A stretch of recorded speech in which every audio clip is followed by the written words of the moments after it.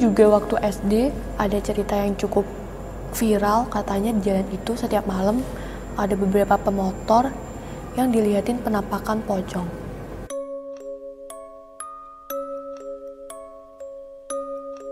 Halo semuanya, kembali lagi dengan saya Anja. Kali ini saya akan menceritakan cerita horor yang tempat kejadiannya berada di dekat rumah saya. Jadi gini guys, di desaku ada satu tempat yang emang terkenal horor banget, dan kebetulan tempat ini lumayan dekat dari rumahku. Sebenarnya itu jalan umum biasa sih, dan deket juga sama pemukiman warga. Tapi karena di sekitar jalan itu dikelilingi pepohonan kayak pohon jati, mahoni, bambu, terus juga di sekitar jalan itu minim pencahayaan yang bikin orang-orang yang bakal lewat itu tuh bakal merinding. Kadang juga lampu jalannya mati, jadi siapa coba yang nggak takut kalau lewat situ. Terus ya letak jalannya juga nggak strategis, kayak hutannya itu berjurang-jurang, pokoknya nggak yang dataran lurus deh. Dan yang bikin males lewat sana, di jalan itu tikungannya tajam sampai harus ngerem dan melalui motor. Otomatis kita bakal langsung lihat ke arah pohon bambunya yang rimbun banget, jadi bakal kerasa banget tuh aura horornya. Nah, di sini aku mau cerita tentang pengalaman tetanggaku, panggil aja namanya Pak Tarno. Jadi Pak Tarno ini baru pulang kerja pas waktu maghrib, dan jalan yang paling deket ya emang lewat jalan itu.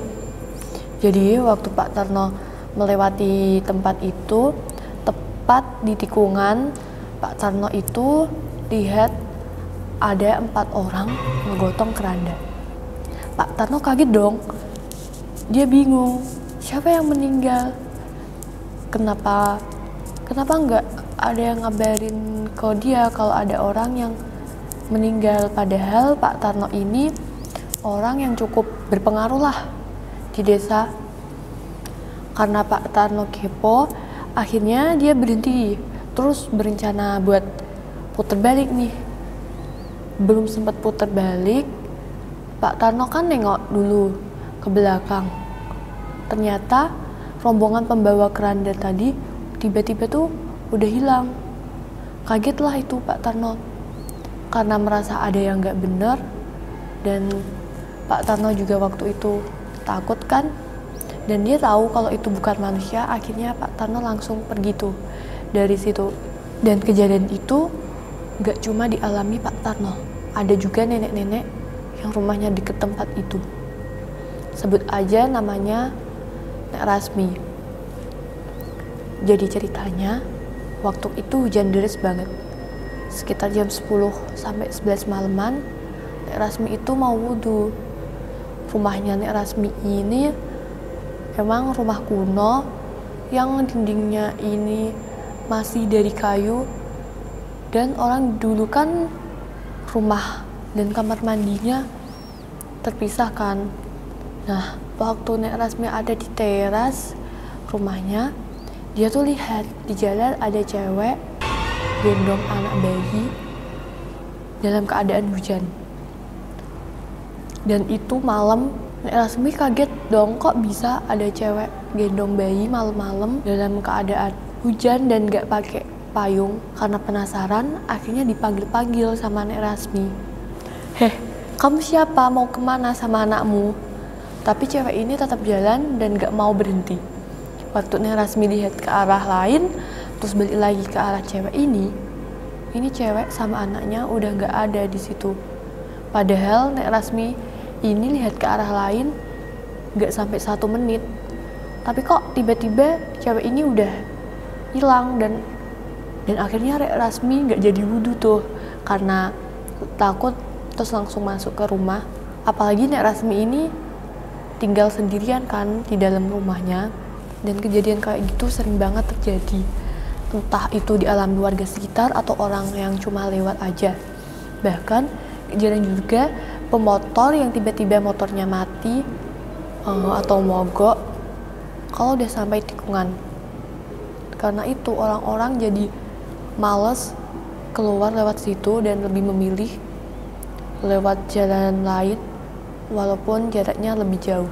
Dulu juga waktu SD ada cerita yang cukup viral, katanya di jalan itu setiap malam ada beberapa pemotor yang dilihatin penampakan pocong di pohon bambu. Berita itu cukup menghebohkan di desaku, sampai kalau setiap kumpul pasti dijadiin bahan omongan warga. Oh iya, ada juga cerita dari warga pendatang baru, panggil aja namanya Bu Siti dan Pak Agus. Jadi mereka ini penduduk baru. Mereka bangun rumah deket banget sama jalan tikungan yang itu.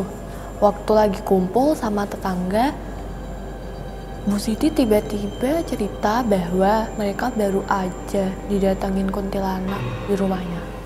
Jadi ceritanya pas tengah malam mereka lagi tidur, sekitar jam 1 malam, tiba-tiba ada suara mobil bunyi. Kaget dong Pak Agus keluarga, karena takut itu maling kan. Pak Agus udah siap tuh bawa kayu buat kayak pukul si pencuri. Waktu Pak Agus ngintip, ternyata nggak ada apa-apa. Karena merasa aman, bilnya dimatiin. Tapi waktu udah masuk kamar, mobilnya bunyi lagi. Dan karena penasaran, akhirnya Pak Agus dan Bu Siti ngecek kan dari CCTV, dan ternyata di CCTV menangkap sebuah penampakan. Ada cewek rambut panjang, baju putih nongkrong di mobil, pasti itu kuntilanak sih. Dan itu katanya nggak cuma satu. Pak Agus udah berbagai cara buat ngusir mereka, tapi mereka nggak mau pergi. Di situ akhirnya Pak Agus mau nyerah dan biarin kunti itu main di mobilnya. Tapi Pak Agus bilang ke mereka kalau mereka nggak boleh masuk dan ganggu keluarga Pak Agus yang ada di dalam rumah. Dan ya akhirnya cerita Bu Siti tentang gangguan di rumahnya udah menyebar di seluruh desa, dan buat beberapa orang semakin yakin gak bakal lewat jalan situ lagi. Jadi gak ada orang yang lewat jalan situ kalau malam, tapi kalau pagi tetap banyak orang lewat sih, kayak pekerja, anak sekolah, kan rame juga, gak takut.